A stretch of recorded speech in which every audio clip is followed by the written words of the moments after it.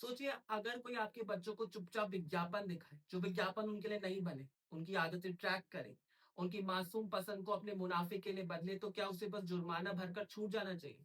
यही सवाल आज डिज्नी जैसी बड़ी कंपनी पर खड़े हो रहे हैं। बच्चों के कार्टून बनाने वाली कंपनी थी, लेकिन निशाने पर बच्चे नहीं, उनका डेटा है।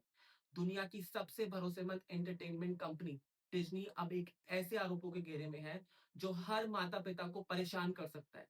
डिज्नी $10 मिलियन यानी लगभग 83 करोड़ रुपीस इसलिए चुका रही है क्योंकि उस पर आरोप है कि उसने बच्चों के लिए बने यूट्यूब वीडियोस को जानबूझकर किड कंटेंट्स के रूप में लेबल ही नहीं किया, ताकि टारगेटेड विज्ञापन चलाए जा सके। अमेरिकन एजेंसियों के मुताबिक इस चूक का सीधा असर ये हुआ कि 13 साल से कम उम्र के बच्चों को विज्ञापन दिखाए गए, उनका पर्सनल डेटा माता-पिता की जानकारी और सहमति के बिना इकट्ठा किया गया, जो कि एक बहुत बड़ा क्राइम है। यही नहीं, सितंबर में डिज्नी ने यूएस फेडरल ट्रेड कमीशन के साथ सेटलमेंट कर इस पूरे मामले को अदालत से बाहर निपटाने पर सहमति जताई। एफटीसी का साफ कहना है कि अगर वीडियो बच्चों के लिए है, तो पेरेंटल कंसेंट कोई ऑप्शन नहीं था, ये एक कानून था।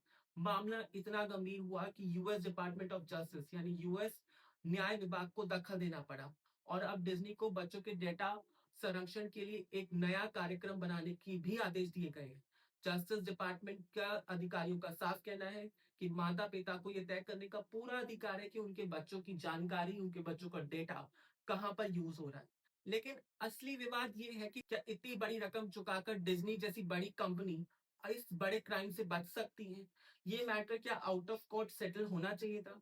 क्योंकि यहाँ पर बच्चों मतलब 13 साल से कम उम्र के बच्चों का डेटा लिया गया विदाउट देयर पेरेंटल कंसेंट, जो कि एक बहुत बड़ा क्राइम है। लेकिन इस पर सिर्फ एक बड़ी कंपनी पैसे चुकाकर अपनी ज़िम्मेदारियों से बच सकती है। $10 मिलियन क्या इस कंपनी ने कितना पैसा उस डेटा को बेच के कमाया है, ये हमें भी नहीं पता। Till then do like, share, subscribe to our video. Thank you so much.